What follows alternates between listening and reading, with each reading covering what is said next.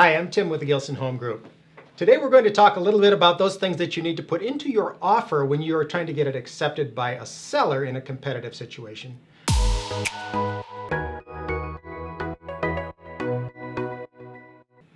So with us today, I also have two of our team members. Both of them happen to be associate brokers.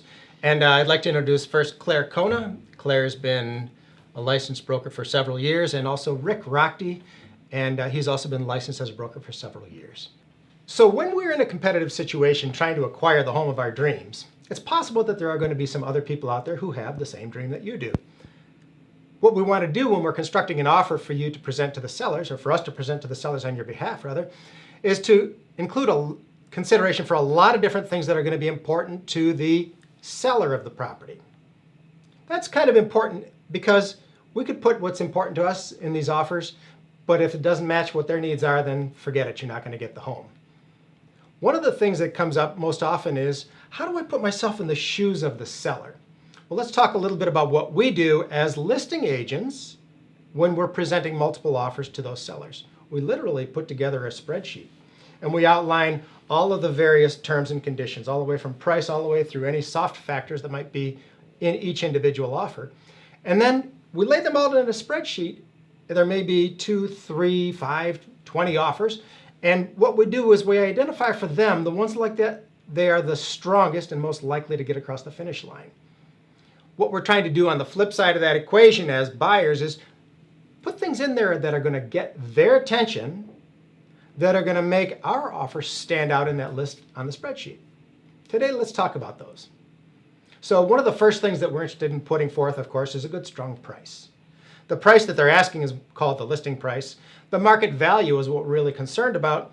So let's say that the market value you've identified for yourself is a number different from the listing price. It could be a little bit higher, it could be a little bit lower. It's very common in 2021 that the market value, that amount that a buyer is willing to pay, is actually higher than the listing price. In that case, don't be shy about offering over asking price. It's pretty typical. So the seller in a situation like that is going to say, that's great, you could offer me $1 million for this house that's worth $400,000. But if you have a lender and it's never going to appraise, then it doesn't do me any good to accept a really high offer. What will get their attention in this case is to say, well, I'm willing to guarantee a portion of a potential appraisal shortfall. Let's use an example. Let's say that the house is legitimately worth $350,000 and you choose to offer $375,000. If you can guarantee a large portion of that difference between list price and the offer price, that's going to get the attention of the seller. The higher the appraisal guarantee, the more it's going to stand out to the sellers. So the other thing that we're talking about is we're not just looking at price, but we're really looking at price and terms. Terms are all of the other things that go into an offer. And we're going to talk a little bit more about those today. One of the things that is going to come up in terms is related to your financing. So financing is something that's kind of like, there's a hierarchy. Imagine that you have a pocket full of cash and you're going to buy a home for cash. That's certainly going to be attractive to a seller because there's no appraisal involved and you can close pretty quickly if that's in the interest of the sellers. The next kind of offer that stands out typically to a seller is if there's no cash offers, something that has conventional financing. Generally speaking, that's good because some of the things that come along with other types of offers like FHA and VA are not going to fall as the responsibility of the sellers on the property. Some things like repairs that could be requested by an FHA or a VA appraisal. So cash, generally number one. Conventional financing, generally number two.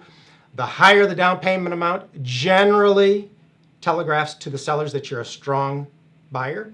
If you're putting 20% down, it's going to get their attention a little bit higher than if you put 5% down. Then the hierarchy that comes next are generally the FHA, VA, USDA, those kinds of loans that come along. And generally those are looked on in the hierarchy as things as just a little bit lesser type of a loan, indicating that either there is a potentially lower credit score, lower down payment amount, things like that, that reduce the likelihood of the deal closing in the mind of the seller. Not always true, but given the chance to take cash over a lesser form, it's pretty typical that they would be gravitating toward a cash offer. Not always, but Again, it really depends on the terms that go into it. And we're going to talk a little bit more about that. Well, speaking of terms, when you're talking about financing, and usually financing is involved in these deals, the strength of your lender really makes a difference. Now, a lot of buyers focus on lenders, and they're focused on things that really might not help them in a competitive situation, because they don't address what you alluded to in the beginning of this, the concerns of the seller. So interest rate, seller doesn't care. Things like this. But what they do care about is, for instance, the reputation of the lender. Reputation within the realtor community, as a matter of fact. Because if you're the listing agent, you've got two offers that are pretty identical. One has a lender that you've worked with before, you know that their pre-approval is sound, and it's going to be smooth. Or this lender, sometimes you're faced with that, and you go back to the buyer and you say, can you get pre-approved by anyone else? Well, that's going to have a significant impact, and it's something you might not have considered. Yeah. Along with that, you can also have your lender do certain things, such as a savvy lender is going to get the name and number of that listing agent. And once you submit that offer, they're going to contact that listing agent, and they're going to talk all about how wonderfully qualified you are and how strong you are in order to give you that competitive edge. So having a lender that can do those things can really make a difference. Also important when you're talking to your lender is to establish a relationship ahead of shopping, so that you can talk about things like, what am I going to do with my house that I need to sell in order to buy my new house? And lenders can come up with different ways to help you, rather than putting in a contingent offer, such as a home equity line of credit perhaps on your current house so that you have a down payment, or a bridge loan, or some other options. So that savvy lender you were talking about can really help ahead of shopping, so you have an idea of what you're looking for and what you need to get into. Absolutely. One of the most important things for a seller is to see a buyer as being financially strong. After all, that's how you're overcoming those cash offers, is by trying to compete with that. And to your point, a really good lender is able to do more than just pre-qualify you. 15-minute conversation where you're giving the information verbally, oh, I make this amount or that amount.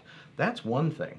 But as a listing agent, what I'm really looking for is a pre-approval where the lender has verified your income, your assets, your credit score, all of this, and maybe even run all of your information through underwriting. So at that point, you are truly pre-qualified, and you're only waiting for the house and perhaps the appraisal. And in fact, if you're putting more than 20% down, perhaps they've waived the appraisal, and you're in a great position to compete with a cash offer. Agreed. Mm-hmm. The other thing that sometimes people are looking for is something called occupancy. Right. Occupancy is, go ahead. So a seller may need time in the house beyond the closing date, because maybe they're not ready to move into their new house, or their house is being built, whatever their situation is, and they ask for occupancy post-closing. Mm-hmm. In a different market, you could ask that seller to pay you some rent because you're the owner of the home. In this market, we've seen that more times than not, more times than all, Just about. that occupancy comes free, gratis. Yeah. So you just stay in the house, and you can ask for a damage deposit so that the house is not wrecked by the movers on the way out. But your agent should be calling ahead, asking how much occupancy the seller needs. It could be a week, it could be 30 days, it could be 60 days, it could be more. And your lender is likely going to limit the amount of occupancy you can offer before you become an investor. So have your agent ask how much, because you don't want to overgive if you don't need to. And you raise a great point, Claire, that, in this competitive market, you need an agent that is able to reach out to the other agent, to the listing agent, and really get to know and address the needs of that seller. Because you're looking at it from two different aspects. Just as you were saying, Tim, at first you're trying to meet the needs of the seller, for sure, okay? Without that, you're not going to get far. But at the same time, you're addressing the risks of the seller, or the perceived risks of the seller. Now, along that line, along with occupancy, you can also talk about things like a short inspection. Now, most offers have a due diligence period, an inspection period, usually the first 7 days of an offer, but it can vary according to the particular property. And during this time, you see, while you're performing your inspection, performing your due diligence, asking if there's any special assessments or any taxes you weren't aware of, you also have the opportunity as a buyer to back out of the offer, sometimes with no reason at all. It's your opportunity to make sure that this is a property for you and back out. So that's a good thing for a buyer, but think of it from the seller's perspective. This is sitting on the edge of your seat. You've got your offer, or your house rather, off the market by accepting this offer for 7 days, and at any point during that 7 days, the buyer could walk away. And you've got to kind of start over. So from the seller's perspective, if you shorten that inspection period, it's better for the seller and more likely to get it accepted. Would we ever say, well, just waive the inspection, Mr. Buyer, because that would definitely be best for the seller? That's an interesting question, because it's a possibility. I don't recommend it. Look, if I go into a house and I look around, I'm not looking in the attic. I'm not pulling the cover off of the electrical panel. I'm not qualified to do any of that. You're not going in the crawl space? I'm not going in the crawl space. That's not amazing. today. Not ever. Me neither. So And these oftentimes, things need to be inspected. absolutely, and oftentimes the seller. When's the last time the seller was in the attic? Correct. Or in the crawl space? So Right. this could actually play to the benefit of the seller as well. On the other hand, I'm here to say although I would rarely recommend waiving an inspection, I've lost a few offers to those that have. Yeah, that's Yep. right. That is true. In fact, I've seen offers written. Actually, I have a couple of clients who are builders, and that's a little bit different because they can Sure. walk into a building and they can poke their head in the attic if it's vacant.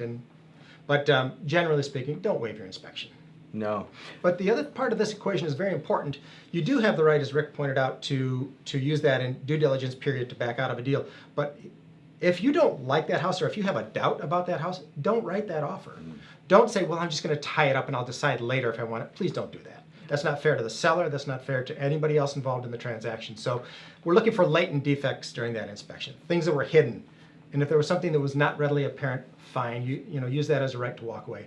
But if you're not sure if you want to live in that house, don't write the offer. Those are kind of the big, beefy elements that go into an offer. But there's also a lot of kind of soft things that you can include in your offer to make it stand out. They're kind of innovative sometimes, look quirky on other occasions. Some of those things might be related to repairs that might be required as part of an appraisal. Right. With the FHA and the VA loan, there could be appraisal repairs that are required. Typically, the seller takes on those repairs. So I had a situation where a client was buying newer construction, and the house was in brand new condition. No one had ever lived in it, and it was an FHA offer, and she offered to take on any appraisal repairs. Now, did we think there were going to be any? No. No. And were there? Well, we didn't get it. Oh, that's fair. But in that case, the risk was pretty low for the client to take on appraisal repairs, because those appraisal repairs need to be done prior to closing, right? So the buyer doesn't own the house yet. Right. So what they could be doing is setting themselves up for a situation where they're actually doing work on a building that they don't own yet, but in Or those may cases, never own. or may never Or own. may never That's own. right, if it doesn't close.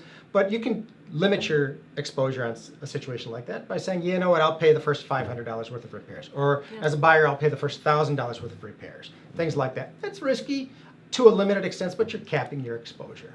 And So that goes on the FHA addendum. that goes on the FHA. Yeah. So in addition to appraisal repairs, some of the other things that we might want to include are a strong earnest money deposit. Well, an earnest money deposit can be a tricky thing. Now, an earnest money deposit, your skin in the game as a buyer, of course, is not legally required. Of course, you can have a binding contract without an earnest money deposit. You'll never have an offer accepted without one, so it is an important aspect. And the general rule of thumb is the higher, the better from the seller's perspective. It communicates the right message, and the message is we're going to follow through.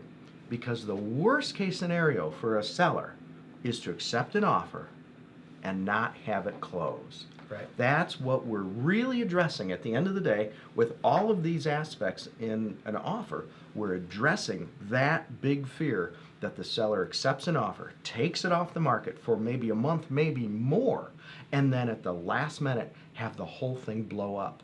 That's absolutely the worst. Right. Then they have to re-enter the market. Yeah. And everyone's going to ask the question, what's wrong with the house? When really, maybe there was nothing wrong with the house. It was the buyer. So an EMD helps support that message that we're going to follow through. Because if you default on your purchase agreement, of course, that earnest money goes to the seller as liquid damages. Right. So an earnest money, just as an example of $1,000, okay, that might be somewhat easy to walk away from, as opposed to an earnest money of $7,500 or more. That's a little more difficult to walk away from. Not that you'd ever want to do that, but if circumstances prevail. And it's relative to the purchase price. Absolutely. It's think of it kind of like a percentage, although it's not quite that. Different areas, different price point, different market would dictate different things. Again, you need a realtor who's aware of such things. But generally speaking, the higher the better, within reason. Within reason. Because you can go over that, and all of a sudden you're creating a situation where the seller's wondering, why is this so unusually large? And usually a question in a seller's mind turns into a no. Good, strong earnest money deposit in line with the value of the property, in line with the competitive landscape. So one of the other things that we see people often doing in this market, and it's not often, but it's, I would have to say, more frequent than it was even 9 months ago, is the buyers are offering to pick up a part of the expenses of the seller. Some of those things might include Some title costs, title, that's a good one. transfer tax. Real estate transfer tax in Michigan, 0.86%. You could save the seller a little bit of money. Yeah. What other things? I think that's those are Closing the big fee, ones. yeah. Closing The title fees. fee, the title company's going to charge a fee to do the closing. Maybe a wire payoff fee even. You could get down into the small things. If you really wanted to get their attention, you could say, let me absorb those costs for you.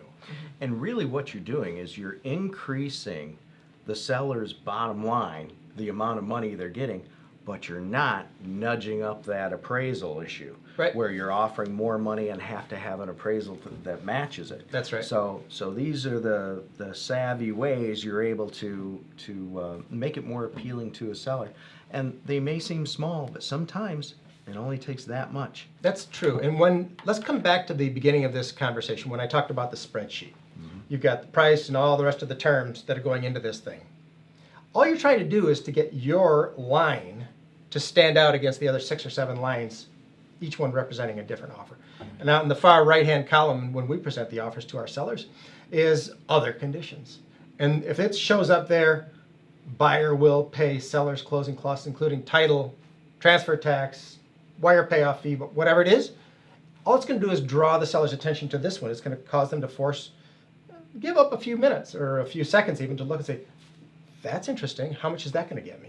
you're drawing attention to your offer on the spreadsheet. That's what you're really trying to do with these things. And you're checking a box that maybe no other offer did. That's correct, and it might be that exact thing. It's very small. It could cost you several $1,000s, but if you're willing to pay it and you're able to pay it, why not use it to distinguish your offer?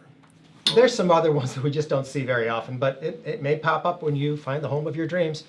One of them that we have started to see more often is the offer acceptance by the seller is contingent upon the seller finding a home of their choice. The seller finding a home of their choice. So they haven't even obtained a home yet. So they want to accept an offer for the sale of their property, and they don't even have a place to go yet. They may see something, but it's not under contract yet. Have you run across that? I have, and I think the important thing to protect your client is to put a cap on the amount of time you will allow the seller to look for a home. Sure. So again, calling the listing agent and finding out what their expectations are. We would like 30 days to find a home. We would like 2 weeks to find a home. We found a home. We just need to secure that home, whatever the answer is, and put that in the contract. Also, what you might want to do for your client is to start their contingencies when that contingency is removed. Yeah, so they're not that's right. They're not spending money on their inspection when the seller's out shopping until we know the seller is with us. Right. Good point. And you're addressing the needs of the seller, but at the same time limiting the risk for your buyer. Right. That makes a lot of sense. That's always the goal. Mhm. That's always the goal. What other things do we run across when we're talking to sellers? It could be anything. We've seen crazy things put into offers this year.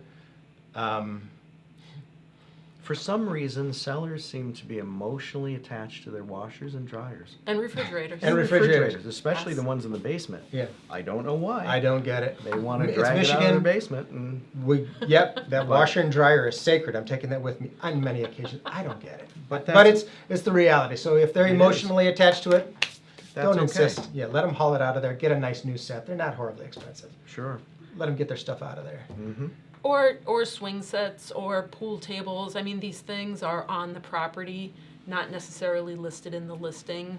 And if the buyer wants it, address it later, but Yeah. don't put it in the purchase agreement. That's a up front. really good point. All the personal property things. If you love the furniture that was in the living room, that doesn't go in the purchase agreement. If you love that pool table, that does not go in the purchase agreement. There could be a separate conversation if you want to buy those things. But yeah, the And- lender's going to kick it out. They're not going to accept that in the purchase agreement anyways, so deal with it later. Even the beloved washer and dryer. Even the beloved Deal washer. with it later. So what you're really saying is what a seller is looking for typically, and what you're aiming to do as a buyer is to write a clean offer. Very That's not muddied up with personal property, with strange contingencies, if you can avoid them, Exactly. all of these other things. Right. Again, addressing the risk of the seller. If we accept this offer, it's going to close. Yeah, That's what you want to communicate. right. Right. So that's kind of what we have for the things that would really distinguish your offer when you start to put together one. 2021 has been a little bit competitive. It's been very competitive. It's been a dogfight. Let's call it what it is. Yeah. Yeah. But we do detect that we have a market that is shifting. By that we mean there's a change in the demand for various properties. And it's different for all different micro markets across Southeast Michigan. So what we find extraordinarily important right now is prior to writing an offer, make sure that your agent or your broker is picking up the phone and having a real life human conversation with the listing agent to find out what do you have on the table in the way of offers, what's going to be most important to the sellers. In the way of example, we have had a couple of our listings this year where the buyer's agent still thought it was March, April, May of 2021. And on day one, Sight Unseen sent in over asking price offers, waiving appraisals, and in reality, there were no other offers on the table. Had that agent done a little bit of legwork and picked up the phone, had a conversation and said, what's going to be important, what kind of offers do you have on the table, they might have saved their client a little bit of energy. As always, if you have any questions, call us, text us, send us an email, contact with us in some way. We'd love to help you. And otherwise, check out the YouTube channel, and we'll look forward to seeing you the next time.